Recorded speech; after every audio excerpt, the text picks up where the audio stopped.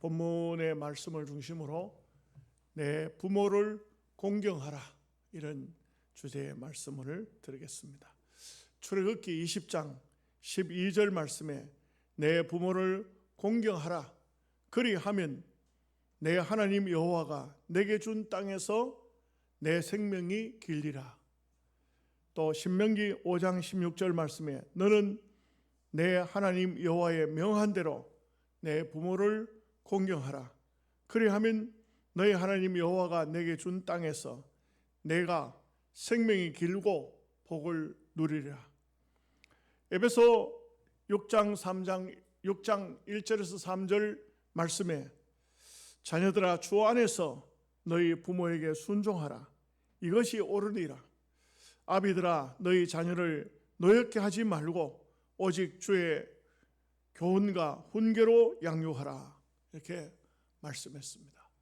하나님께서 출애굽기 20장을 보면은 모세를 시내산으로 부른 다음에 계명을 주셨는데, 물론 많은 말씀을 주셨지만 특별히 두 돌비에 주님의 백성들이 지켜야 할 하나님과 우리와의 관계, 사람과 사람의 관계, 이것을 말씀을 주셨는데 1계명에서 4계명까지는 전부가 하나님을 어떻게 섬길 것인가 하는 말씀입니다. 그 다음에 5계명에서 10계명까지는 땅 위에 사람들과의 관계를 어떻게 할 것인가, 그 중에서 제일 첫 번째로 준 말씀이 5계명입니다. 그래서 5계명에서 10계명, 5계명의 첫 번째가 내 부모를 공경하라, 이렇게 말씀하고 있습니다. 내 부모를 공경하라. 다시 말하면 우리를 낳은 어머니와 아버지를 공경하라, 이런 말씀이 되는 것입니다. 우리가 부모를 공경하라는 말씀을 많이 듣지만 현실적으로 보면은 그렇지 못한 경우도 참 많습니다. 왜 그럴까요? 여러 가지 문제들, 여러 가지 생각들이 많고 환경들이 있습니다. 그러나 우리가 알아야 되는 것은 어떤 환경도 핑계가 될 수가 없습니다. 어떤 문제도 문제가 되어서는, 부모 공경에서는 문제가 되면 안 됩니다. 유대인들 사회에는 정말 좋지 못한 풍습 하나가 있었어요. 그게 뭐냐면 고르반이라는 것인데, 이것은 내가 하나님을 열심히 섬기다 보니까 부모에게는 좀 냉대해도 괜찮다, 이런 사상이에요. 여러분, 이게 맞을까요?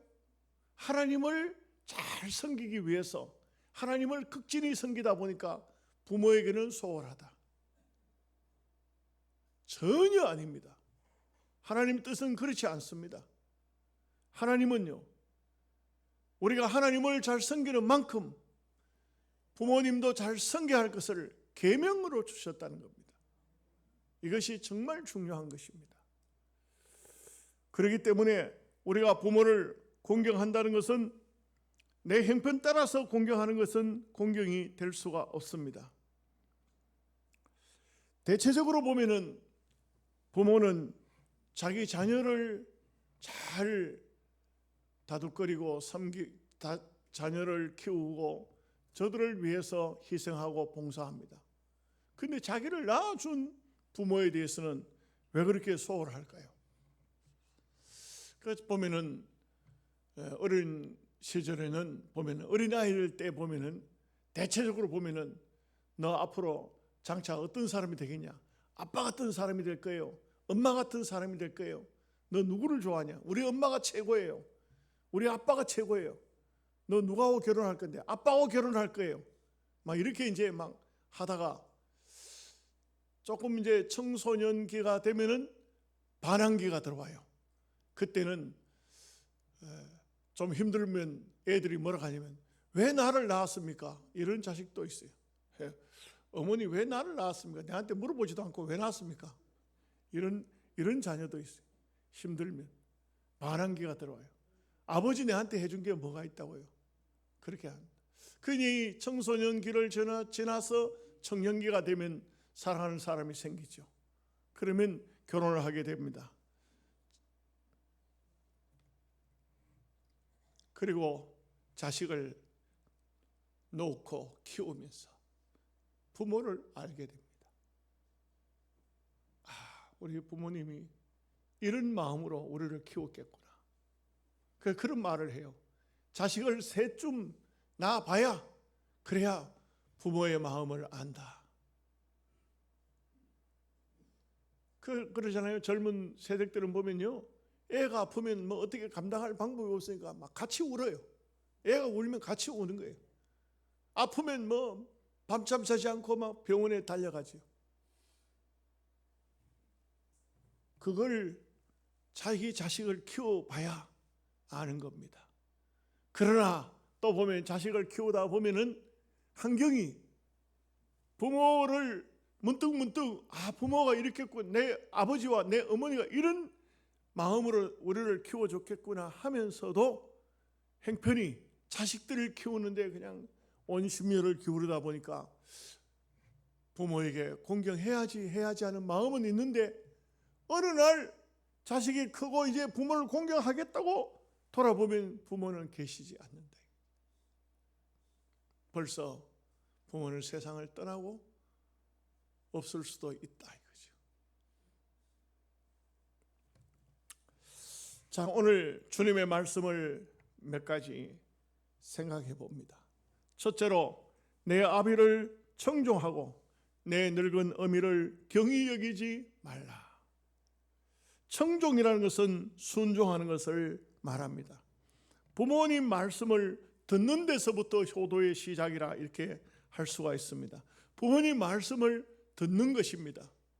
때로는 이 부모님 말씀이 우리한테 다가올 때 이상하게 들려올 수도 있습니다. 그야말로 쓸데없는 걱정을 다 하기도 하고 쓸데없는 말을 하기도 합니다. 제가 우리 노회에서 보니까요, 이원백 장로님 그 아버지 살아 계실 때 보니까 그런 얘기를 하더라고요. 자기 아버지가 연세가 높을 때에 그 아들 되는 이원백 장로님이 아침에 들어가서 아버지 오늘 이런 일을 하려고 합니다. 또 하루 종일 일과가 마치면 아버지 방에 들어가서 아버지 오늘은 이런 일이 있었습니다. 이런 일을 했습니다.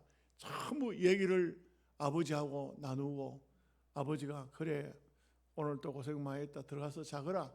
그러면은 이제 아버지 방을 나온다는 것입니다. 특별한 것은 아니지만 그 모습은 정말 우리가 하나님 앞에 효도하는 그 아들의 모습이라고 할 수가 있습니다. 연세를 잡수면 다 어떨까요? 요 몇 날 전에요, 감산기도원의 원장이 전화가 왔어요. 박 목사님 만나러 갑니다.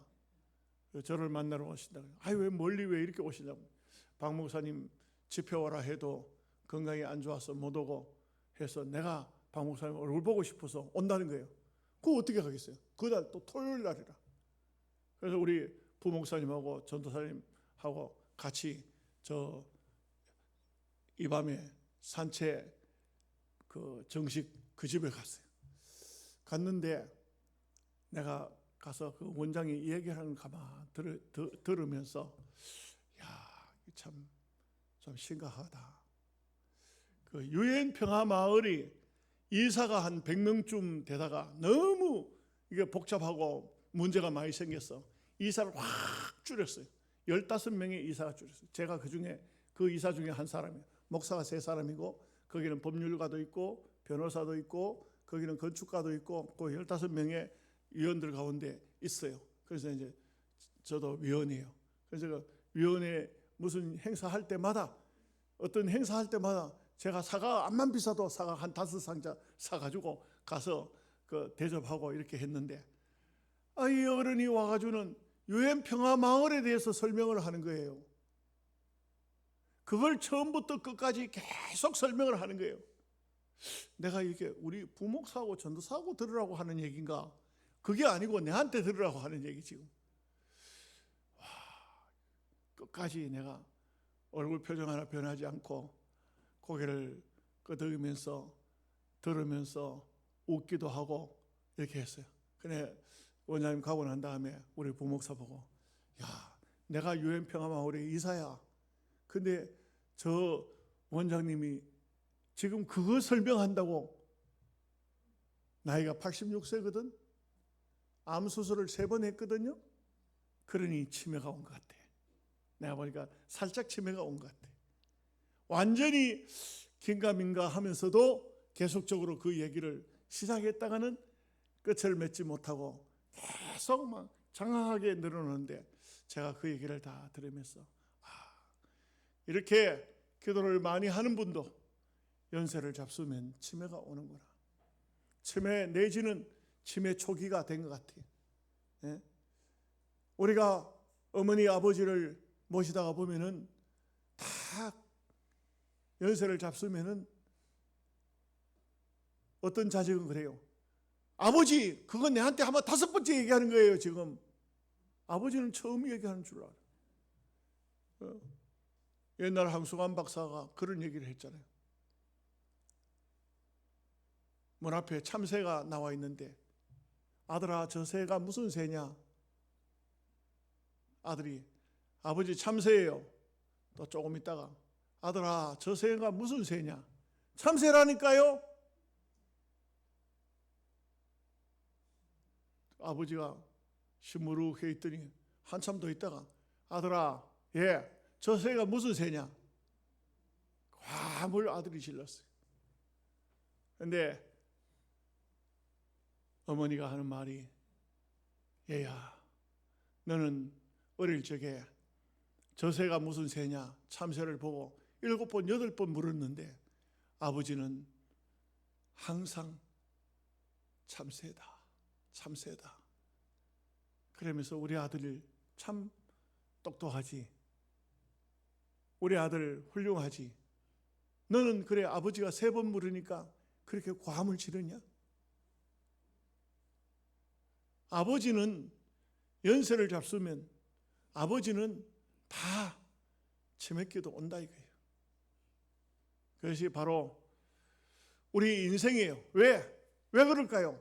아버지 어머니가 키도 밝고 눈도 밝고 똑똑하고 다리 힘도 좋고 머리가 명석하면 죽을 때까지 그러면 자식 못 삽니다. 며느리 못 살아요. 그러니까 다 희미해지는 거예요. 키도 희미해지고 눈도 희미해지고 다 힘도 없고. 왜요? 자식 보고 효도하라는 것이.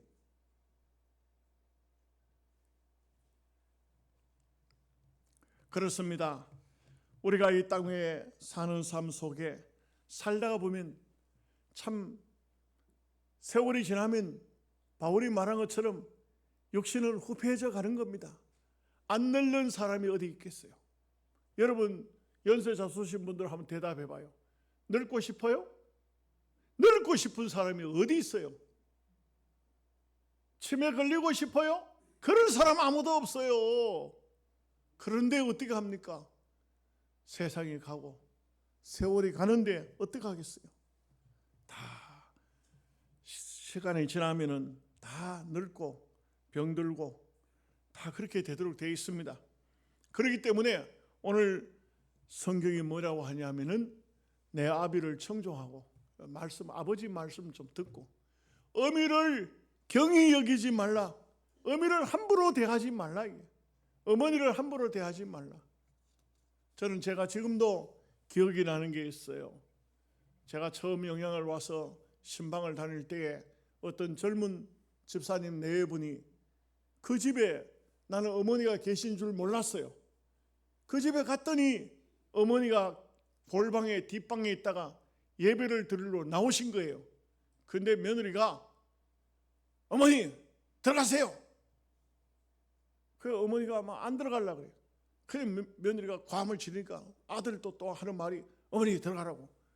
뒷방에 어머니를 컴컴한 방에 집어넣고 예배를 드리는데 제가 마음이 너무나 슬펐습니다. 그 어머니를 교회에 한 번도 모시고 오는 걸 못 봤어요. 그 어머니는요, 그 골방에서 목사가 왔다 하니까 어떤 목사가 왔을까 보고도 싶고 예배 드린다 하니까 예배 참석하고 싶고, 그런데 세상에 아들 며느리가 뒷방으로 쫓는 그런 모습을 보면서 참 서글펐습니다. 이런 사람이 교회 집사인가? 이런 사람이 신앙인인가? 성경을 잘못 배웠구나, 잘못 가르쳤구나. 제가 열심히 설교했지만 교회에서 그 어머니를 얼굴을 한 번도 본 적이 없어요. 여러분, 이런 모습은 참으로 하나님 말씀을 벗어나는 모습인 것입니다.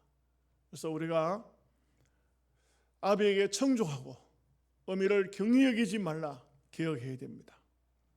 두 번째는 의인은 아비를 즐겁게 한다 하는 말씀인 것입니다. 그래서 아버지를 즐겁게 한다, 부모를 즐겁게 한다. 여러분, 어떤 사람이 부모를 즐겁게 합니까? 서울대를 나오고 미국 가서 하버드 대학을 하면 부모가 즐겁습니까?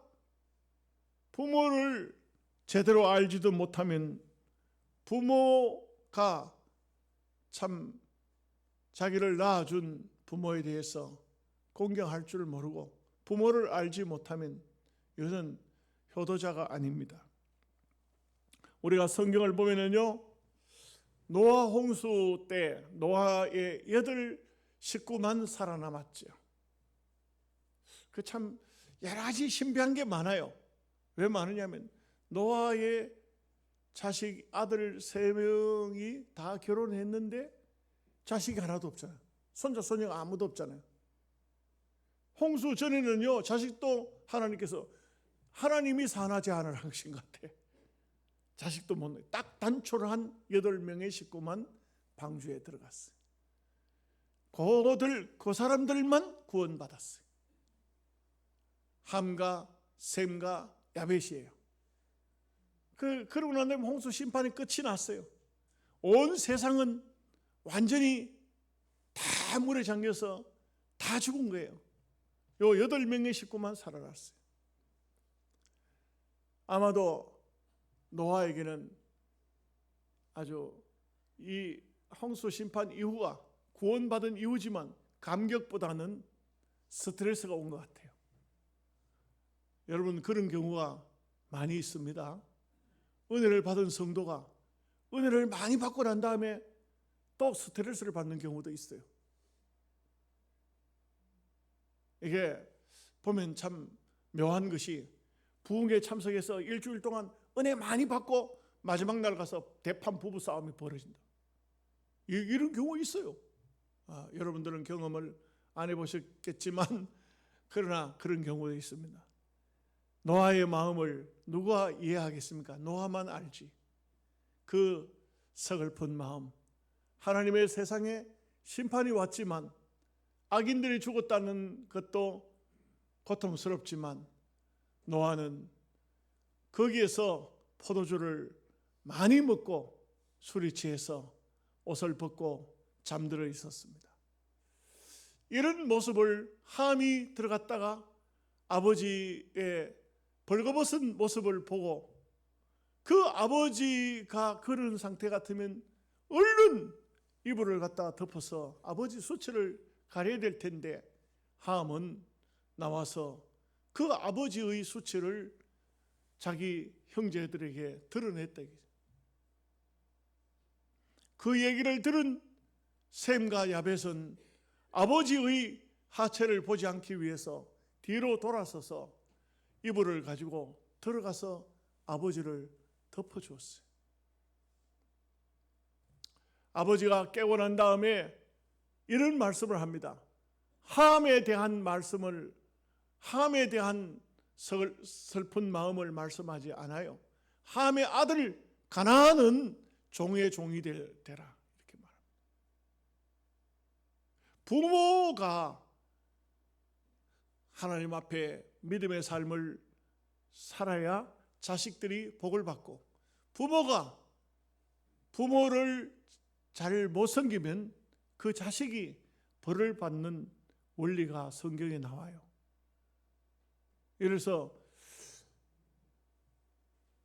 야벳은 창대하고 크부가 아주 물질적으로, 그 유럽 사람들이 야벳의 자손들이 물질적으로 넉넉하고 부유해지고, 셈의 장막에 하나님이 거하신다. 셈 오늘 우리가 셈 족속들이에요. 셈의 족속 속의 장막 속에는 하나님이 거하신다. 셈족이 예수 믿는 사람이 많은 것이 아마 이게 창세 이후에 노아 시대부터 하나님의 그 축복이 그렇게 임한 것 같아요.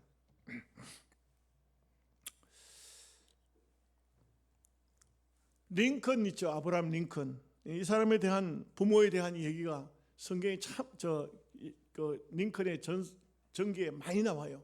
많이 나오는데 그 중에 하나를 보면은 이런 게 있어요. 대통령이 당선이 되어서 상원의원 그 회의실에 국회의사당에 연설을 하러 들어가요. 대통령이 연설하러 들어가는데 국회의원 중에 한 사람이 링컨을 조롱하느라고 구두를 벗어서 들고 링컨 대통령님 나를 좀 보시오. 혹시 이 구두 당신 아버지가 만든 거 아니요? 이렇게 하면서 링컨을 조롱했어요. 그래서 쉽게 말하면 링컨의 아버지는 구두 수선공이었으니까 그 아버지를 조롱하느라고 구두를 벗어서 그렇게 말했어요. 링컨이 하는 말이 혹시 우리 아버지가 만들었을 수도 있겠죠. 우리 아버지는 구두를 아주 잘 만듭니다. 나도 아버지가 정성스럽게 만드는 구두를 옆에서 많이 보았습니다. 혹시 그 구두에 무슨 문제가 있나요? 나도 좀 구두를 고칠 줄 아는데 내게 가져오시오. 내가 고쳐드리죠. 자기 아버지가 구두 수선공이었다는 것을 절대 부끄러워하지 않습니다. 링컨이야말로 세계적인 위대한 인물이 되었습니다만 자기 아버지를 부끄러워하지 않는 이런 모습은, 이런 마음은 얼마나 귀한 마음이겠습니까? 인터넷에 이런 글이 있어요. 한번 그냥 들어보시기 바랍니다. 14시간을 기다렸어야 자식의 울음소리를 들을 수 있었습니다. 그때 당신은 당신도 모르게 기도를 올렸습니다. 37. 자식이 초등학교에 들어가 우등상을 탔습니다. 당신은 액자에 벽에 넣어 걸어두었습니다. 지금은 누렇게 빛바랜 상장이 액자에 들어있습니다. 43. 일요일 아침 모처럼 자식과 디산 약수터를 갔습니다. 이웃 사람들은 자식이 아버지를 닮았다며 인사를 건넸습니다. 당신은 기분이 좋았습니다. 48. 자식이 대학 시험을 보러 갔습니다. 당신은 출근했지만 일이 손에 잡히지 않았습니다. 53. 자식이 첫 월급을 타서 네일을 사왔습니다. 당신은 쓸데없이 돈을 쓴다고 나무랐지만 밤이 늦도록 그 네일을 입어보고 또 입어봤습니다. 61. 딸이 시집가는 날이었습니다. 딸은 도둑같은 사위 얼굴을 쳐다보며 한박 웃음을 피웠습니다. 당신은 나이 들고서 처음으로 눈시울이 붉어졌습니다. 오직 하나, 자식 잘되기만을 바라온 한평생을 우리는 당신을 아버지라고 부릅니다. 이게 바로 부모가 자식을 향한 마음이 아닐까요? 네, 한 가지 더 말씀드리죠. 부모를 즐겁게 하라. 너 낳은 어미와 너 낳은 아비를 기쁘게 하라. 송강정철 얘기를 어버이 주일에 빠질 수가 없겠죠. 정철의 시, 어버이 살아계실 때 섬기기를 다하여라. 한번 가신 뒤에야 애달프다 의하리. 성전에 고쳐 못할 일은 이뿐인가 하노라. 우리가 너무나도 많이 들었던 익숙한 시입니다. 여러분, 부모님이 살아계실 때, 어머니 아버지가 살아계실 때 잘 공경하셔야 됩니다. 떠나면 공경할 수가 없습니다. 저는 지금도 기억이 생생한 것이 초등학교 1학년 때 어머니와 저는 교회를 같이 갔습니다. 그 전에는 주로 밤에 교회가 들어와서 처음 시골에 교회가 섰을 때 주일날 밤이나 수요일날 밤에 어머니 등에 엎혀서 손잡고 교회를 갔었는데, 제가 기억하기로는 주일 낮 예배는 그날이 처음이었습니다. 주일날 교회를 갔다가 제가 먼저 들어오고 어머니가 뒤에 따라 들어오는데, 할아버지가 담뱃대를 가지고 어머니를 뒤통수를 때렸는데 그 길로 우리 어머니는 돌아가신 겁니다. 그 어린 나이에 어머니가 돌아가시고 난 다음 참 저는 아주 참담한 어린 시절을 보냈습니다. 그리고 매년 어버이 주일이나 어버이날이 돌아올 때마다 우리 어머니가 생각나요.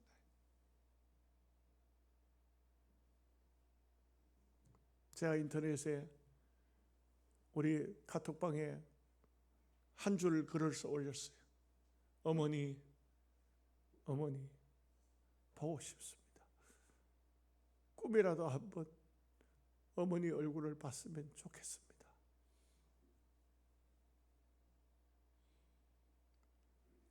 여러분, 어머니 아버지가 아직 살아 계십니까? 잘 섬기십시오. 돌아가시고 난 다음에는 의뢰할 수가 없습니다. 지금 우리가 뭘 하겠습니까? 예수 믿는 성도들은 천국에 가서나 배울 수밖에 없는 것입니다.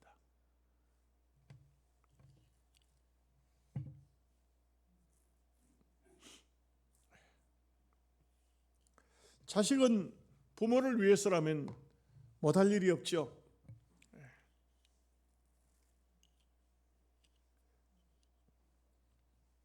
프랑스의 실존 문학가 발자크라는 사람이 고리오 영감이라는 글을 썼어요. 소설을 썼어요. 이 소설은 우리나라의 가시고기하고 제가 읽어보니까 비슷하더라고요. 내용이 비슷해요. 가시고기가 아마 이분의 글을 보고 가시고기를 썼는지 잘 모르겠어요. 가시고기하고 비슷해요. 고리오라는 영감은 장사를 해서 엄청난 부자가 되었습니다. 돈을 많이 벌었어요. 그런데 이분은 천민이에요. 근데 자기에게는 두 딸이 있어요.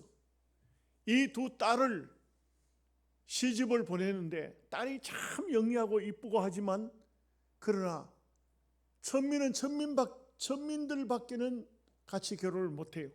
그 옛날에도 우리나라에도 그래 했듯이. 그러니 어떻게 하면 이 두 딸을 행복하게 할 수가 있을까? 그것을 생각해서 알아보니까 귀족 신분을 사면 되는 거예요. 그 귀족 신분은 굉장히 비싼 돈이에요. 옛날로 말하면 조선시대 양반의 양반을 사는 것과 같은 거예요. 그 이 고리오 영감이 자기가 있는 돈을 다 들여가지고, 모든 것을, 그 많은 재산을 다 들여가지고 귀족 신분을 사요. 두 딸을 위해서. 그리고 한 딸은 정말 귀족에게 시집을 보내고, 두 번째 딸은 은행가의 가정에 시집을 보냈어요. 이제 아버지는 자식을 위해서 할 일을 다 했어요. 근데 그 아버지는 병이 났어요. 병이 났지만 딸들에게 연락을 하지를 않아요. 또 딸들도 아버지가 병이 났다는 소식을 들었어요. 그런데도 아버지를 찾아오지를 못해요.